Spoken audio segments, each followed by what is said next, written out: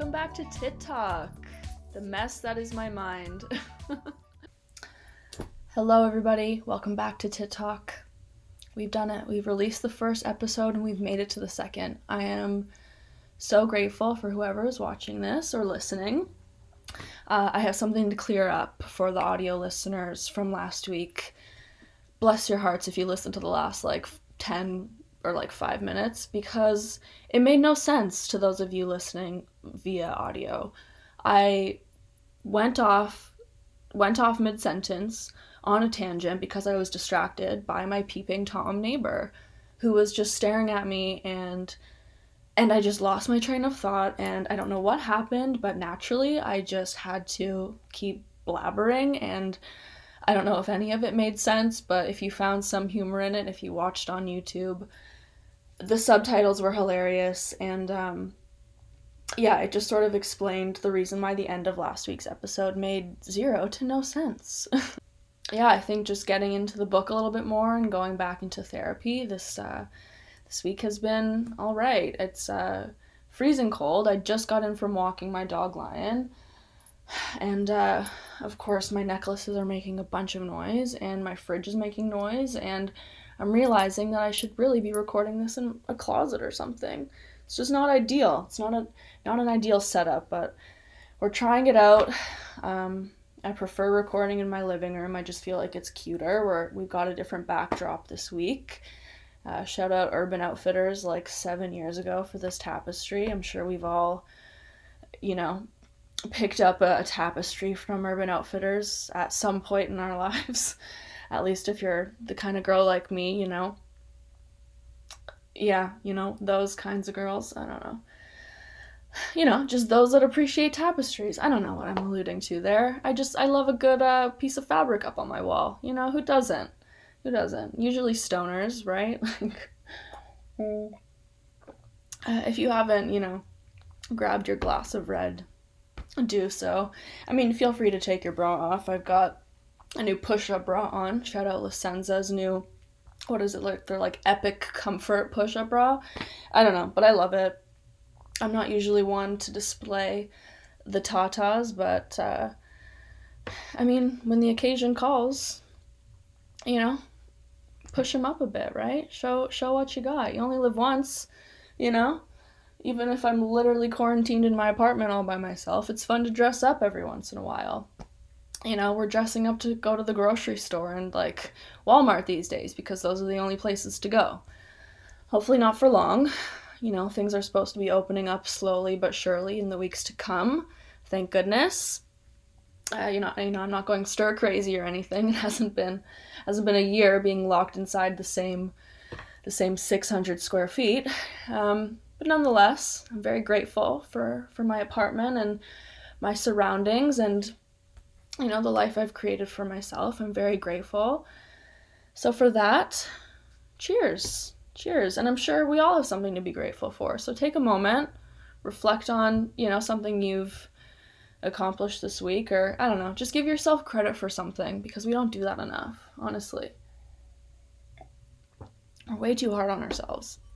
Especially right now. There's just so much pressure to be starting a podcast or getting your art brand up and going, or there's just so much pressure, right? When I was talking to Amy, my therapist, last week, we were catching up, and I mentioned that I had just turned 25, and it's sort of hitting me. It's just things are hitting me at this age, and she sort of said, why? What's the significance of 25? Why is it hitting you more so now than ever? And I had to think about it. And I said, I think it's because I just feel like I'm running out of time. I sort of feel like it's now or never. If I don't do it now, I'm going to regret it. Or, I just feel like I'm running out of time almost. But in 10 years, I'll be 35. And is that even really old? Time is...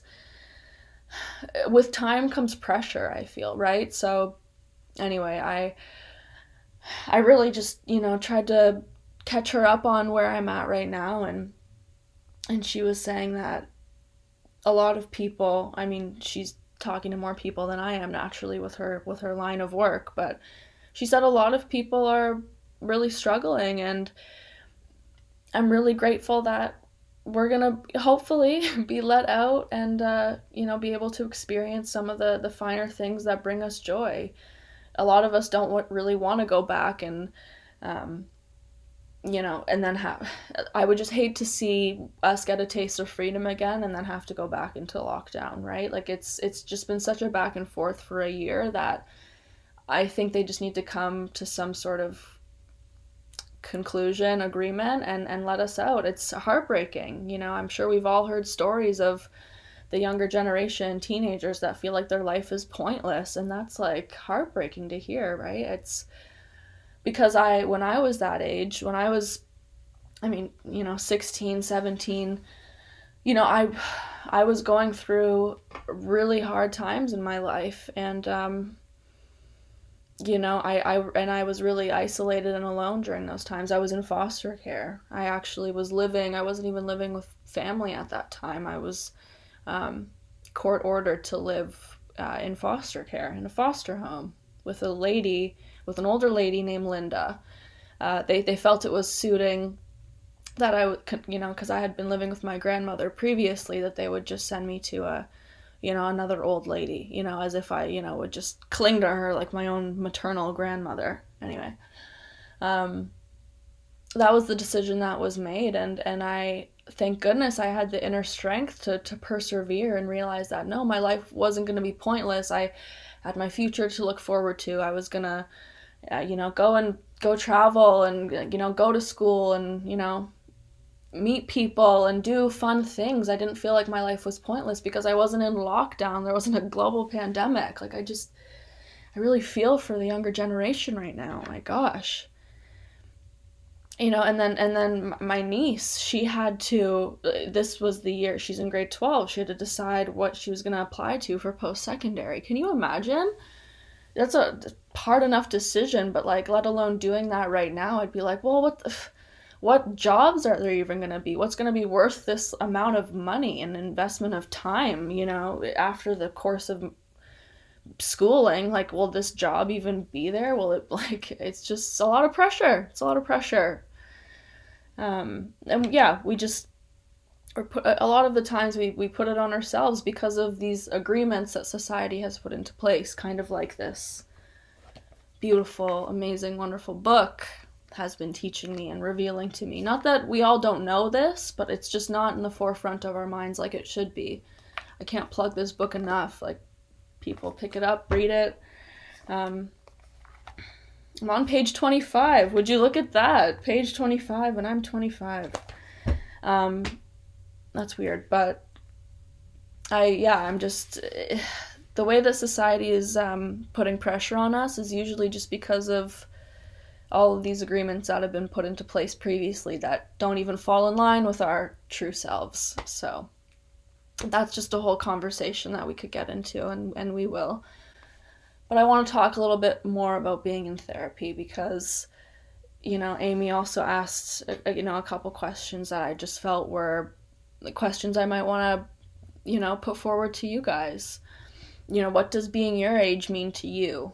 Are you happy to be your age? Are you, just maybe think about that for a minute. What does your age mean to you? Because 25 to me, not only is halfway to 50, but I don't feel like I'm in my youth anymore, right? I feel like there's just this pressure to sort of start, not that I can't follow my dreams anymore, but it's sort of like if I don't do them now, I'm gonna regret it or it's gonna be too late, which is untrue.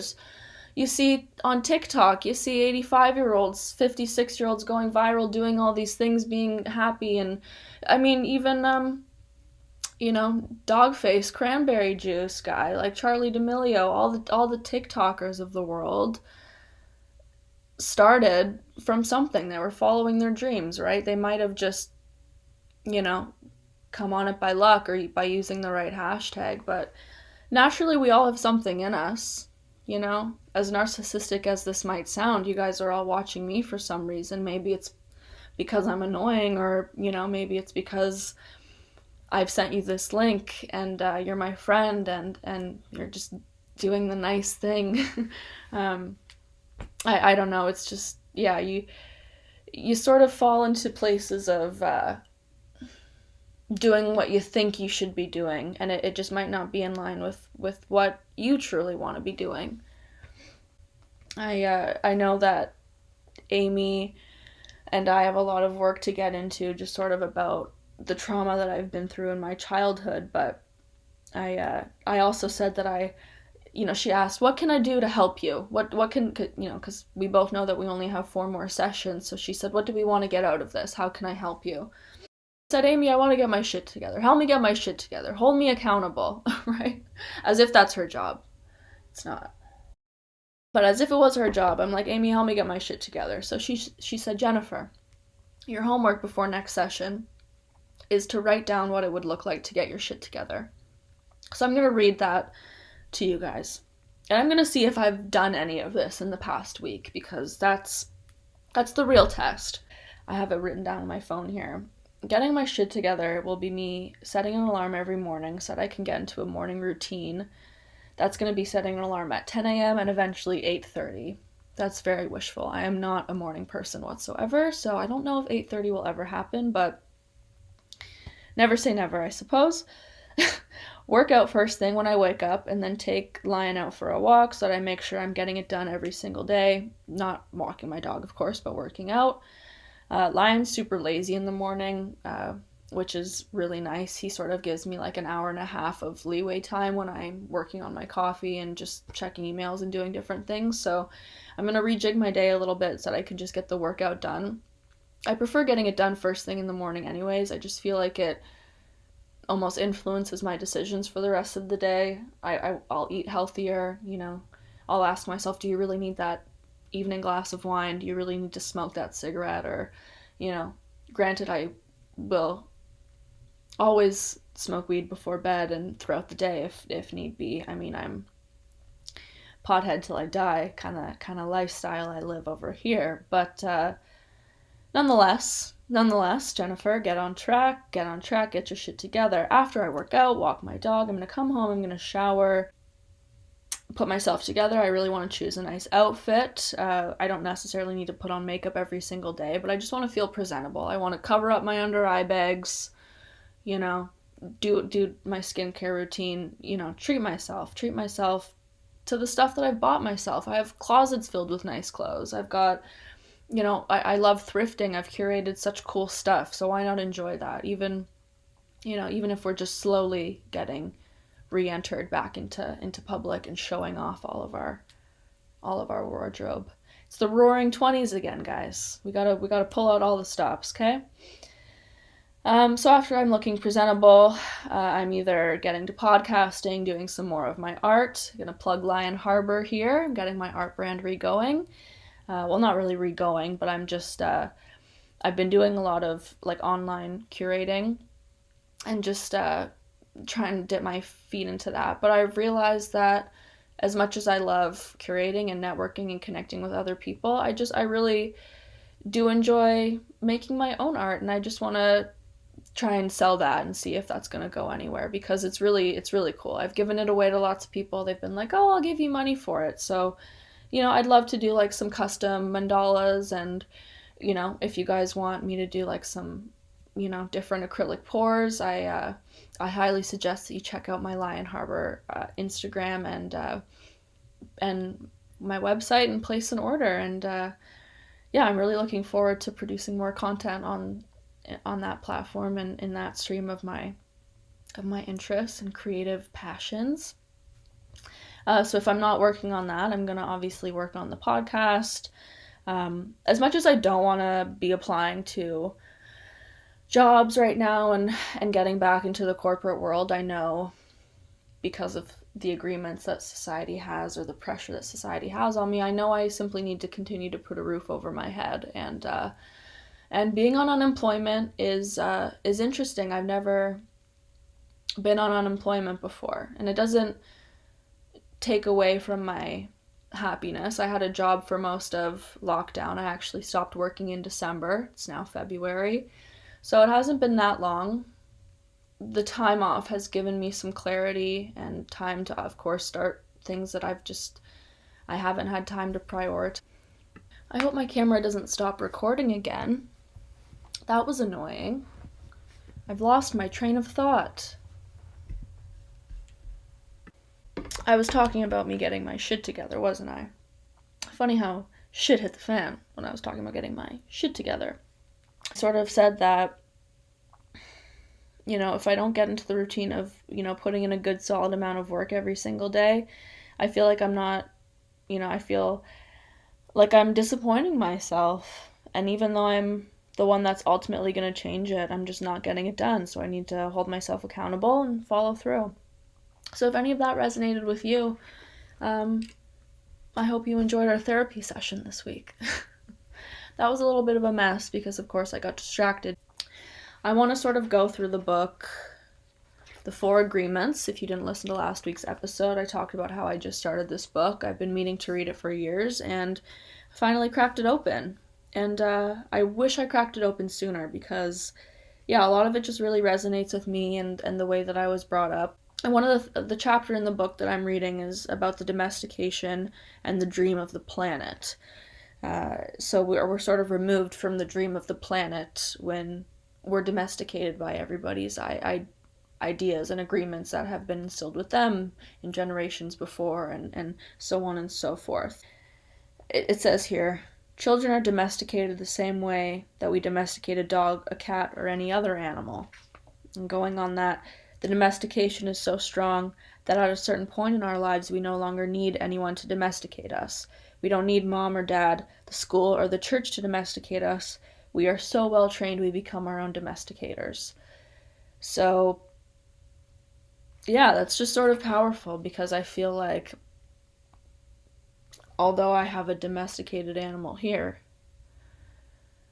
I'm not the most domesticated animal by nature and by upbringing because I didn't have my mom and my dad after the age of 6. I had my aunt for a short period of time. I had my grandmother for a short period of time. I had a wild few years in and out of my grandmother's home in foster care. And then I moved out. Well, I was with my grandma for a chunk of time after foster care, but then I moved out. It says here, the level of self-rejection depends upon how effective the adults were in breaking our integrity. Adults being those who attempt to domesticate us. So I feel like if I didn't have anyone to necessarily domesticate me, I was always rebelling, always using no and exercising my right to say no. I don't really know if anybody broke my integrity per se, which is kind of dope. I kind of like that about myself. I really don't think anybody has broken my integrity. That's untrue, though. That is untrue because the media, social media, it's a balancing act, right? It takes a great amount of courage to break away from the agreements and, like I was saying, trying to free yourself from mommy's beliefs, daddy's beliefs, and just doing what you truly want in life. You got to do it. 2020 really put us in a position to do that, and if we're not utilizing this time, and if I'm, not going to utilize this time, then I don't know when I will. So when things open up again, I am going to march right to the skin clinic because right before we went into lockdown before the holidays, I had spent a lot of money, and it was all discounted because I got a package deal, but I had spent a lot of money so that I can get some chemical peels and some Fraxel laser treatment. And all of this, I've got, broken capillaries under my eyes. Toronto has done this to me, okay? I want to get my skin on fleek, if you will. And it's been years of dealing with acne, and my skin's in a decent place. I just have the hormonal bullshit that pops up every 4 weeks, but otherwise I've just got some scars and like ice pick scars and discoloration and pigmentation that I really want to just conquer once and for all. So when things open up, I'm getting chemical peels for the first time, I'm getting Fraxel treatments for the first time, and I'm thrilled. It's going to be the results, the before and afters that I've seen are just amazing. You know, you see like really intense scarring, and then after a few sessions, all this new skin is resurfaced. The healing process for both chemical peels and Fraxel are disgusting. I'm gonna have literal skin flapping in the wind. I've never gone to chemical peel before, so maybe this is dramatic, but from what I've seen and what I've been told, you gotta carry around like a little pair of toenail scissors to like cut off the loose skin from flapping in the wind, and that's just the visual of that is just really something. And then with Fraxel, it's just a lot more invasive or intense, or it's just a level up, if you will, from a chemical peel. So once my skin's in a good place from that, we're gonna get the ice pick scars removed, and helps with anti-aging. It helps with all of it. So I'm gonna be reborn, essentially. I'm gonna have brand new skin, hopefully by the end of this year. That's the goal, if not the beginning of 2022. So weird to say. So fingers crossed that things stay open, because I can't deal with this back and forth. Nobody can. It's ridiculous. It's ass backwards. These lockdowns are ass backwards. Okay? I want to talk a little bit more about my experience living in a foster home.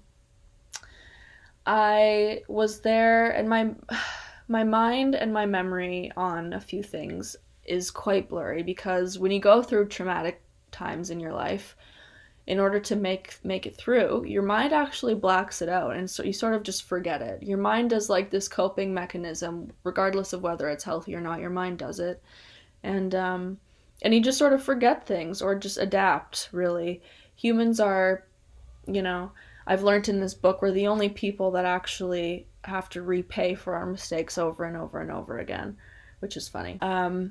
When I was in high school, my first boyfriend, it was extremely toxic, and I'll have to make a whole episode on it or something, but I had to switch high schools. In grade 10, I had to leave my high school, and I had to go to a new school. I couldn't live with my grandmother anymore. I had to go live in foster home. And, yeah, couldn't see any of my friends anymore. Couldn't see my boyfriend at the time, for a good reason. He was fucking crazy and abusive, physically, emotionally, mentally, all the things. But I mean, who doesn't have a toxic first love, honestly? That calls for a gulp of wine right there. Who doesn't have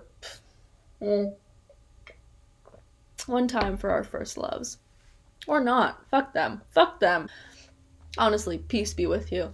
That just shows how manic I am. I really just want to say that I had to go into foster care, and I made the best of it. I remember the wallpaper in the room. It had hot air balloons on it. The room was like light blue with like cloud wallpaper and hot air balloons. It was made for like a 3-year-old toddler. Bunk beds. I had the room to myself, thank goodness, but there was another girl living there at the time. Her name was Claire. And I didn't find out until after the fact, but when I went to school, she'd break into my room, which I had a key for. Like, I was able to lock my own belongings in my room, thinking they were safe. But she would break into my room and steal my clothes. And if you know me, you know that I have curated every item in my closet. My clothes mean a lot to me. I have attachment issues with materialistic items, with people, with everything, okay? So you don't fuck with my shit. You don't take my shit. You don't take my fucking clothes. She took, like, I still remember, she took, like, one of my favorite scarves, and she took a pair of moccasins, which at the time were all the rage. And, yeah, bitch just, like, anyway. I hope she's not doing well either. Peace be with you, Claire. Peace be with you. First love. Or not. But it wasn't a fun time. It wasn't a fun time, and my family knew I was struggling. They really did, because, my first relationship, the police got involved, the courts got involved, because, when my boyfriend at the time was giving me bruises on my arms, I felt like I had to call the police, right? So, and then they surprised me for Christmas. They surprised me that I'd be going to the Dominican Republic. The only other time I had been out of the country was when I went to Florida with my aunt and my best friend at the time. And it was such a fun time, but no, I hadn't been out of the country since. So, the court said that I could go live with my grandma again, and so to celebrate, they sent me to the Dominican Republic with my second cousin and my aunt Lisa. So shout out Brianna and Lisa. We had a freaking amazing time in the Dominican Republic. I was first introduced to tequila then. I was actually named Miss Bikini and Miss Tequila all in the same week. I was very proud of that accomplishment, seeing as I was like 16 years old or something crazy. 16, 17. But no, it was great because Brianna and I got to reconnect, and I got to get outside and see the world for a week, even if it was just on a resort. And then I got to snorkel there. We got to, just live it up in the warm weather, and that was sort of the silver lining, I guess, to being in foster care. But it was traumatic. It was, after. I never thought that after my parents died, I would ever be taken away from my family again. So the fact that I had to go and live in a place that was just really foreign to me, and I just didn't feel comfortable in, that sucked. But I had the strength to like picture better things to come. Although I've been through some bullshit, I've always known that there was not necessarily a greater purpose, but I knew that there would be shit to look forward to.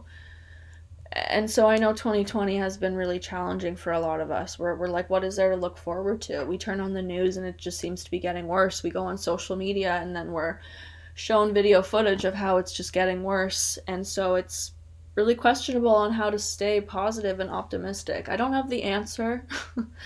I don't. I wish I did. But it does give me hope that things are starting to open again.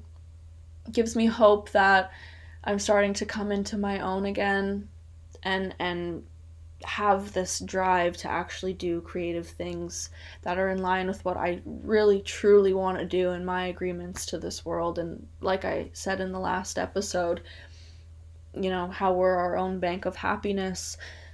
I do feel like by getting myself in a morning routine and by getting my shit together, I'm putting money in my bank every day.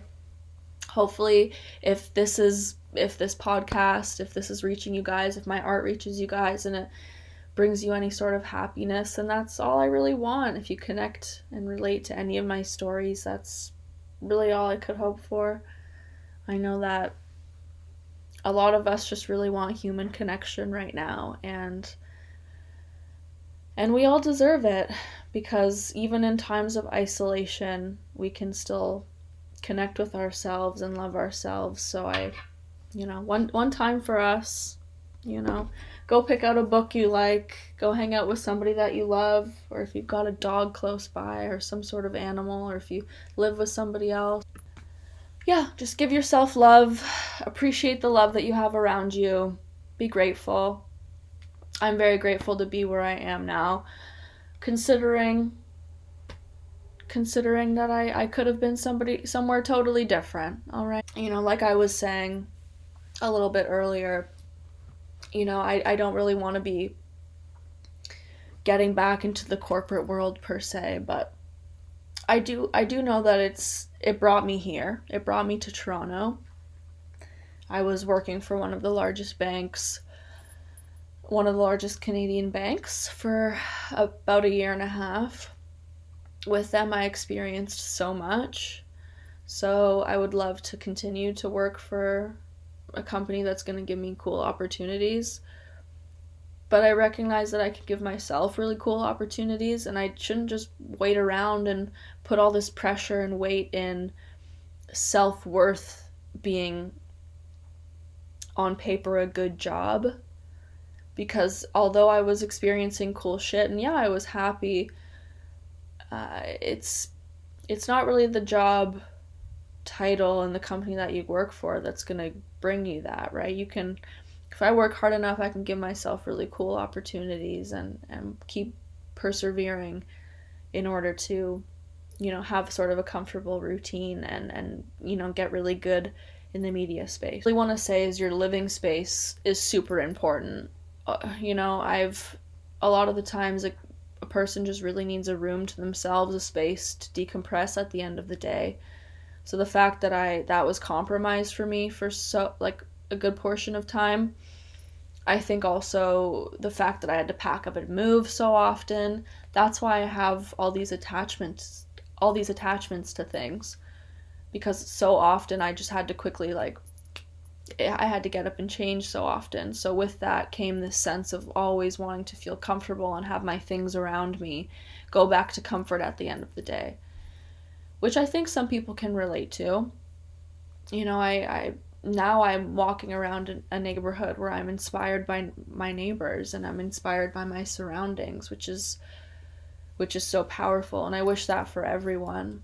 And I hope it doesn't get taken away from me again, whether that be for financial reasons or who knows at this point. Honestly, the world's in such a weird place, but I walk around and I'm inspired by my neighbors, and your surroundings are so important to you. So if you feel unsafe, or if you feel, if you just don't feel comfortable in your home and your surroundings, that really messes with your person, and you need to get that stuff in order to flourish. I feel, I like to, not like I'm a neat freak, but I like to keep things in order. Otherwise I feel cluttered first thing in the morning.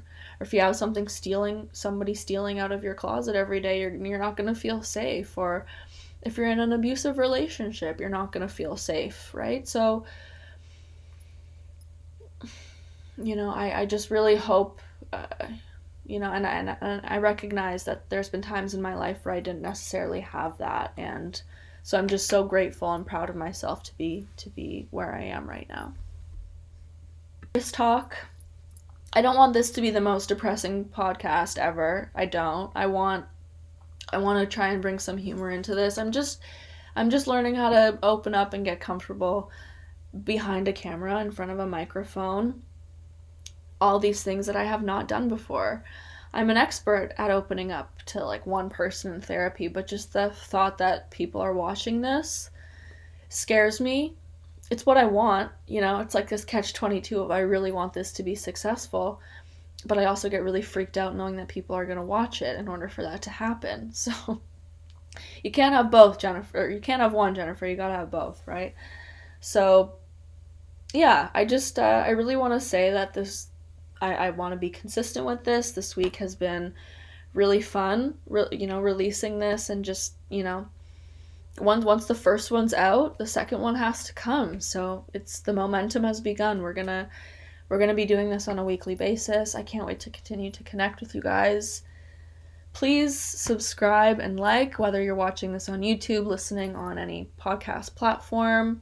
Give it a like, give it a review. I want to hear feedback. I can take it, okay? I've been through shit. I want to improve. I don't expect to be the best at this, but I want to get better. And I think your feedback is totally in line with that. I want your feedback. So send me a message on the Tittok Instagram. Give it a follow, Tittok Pod.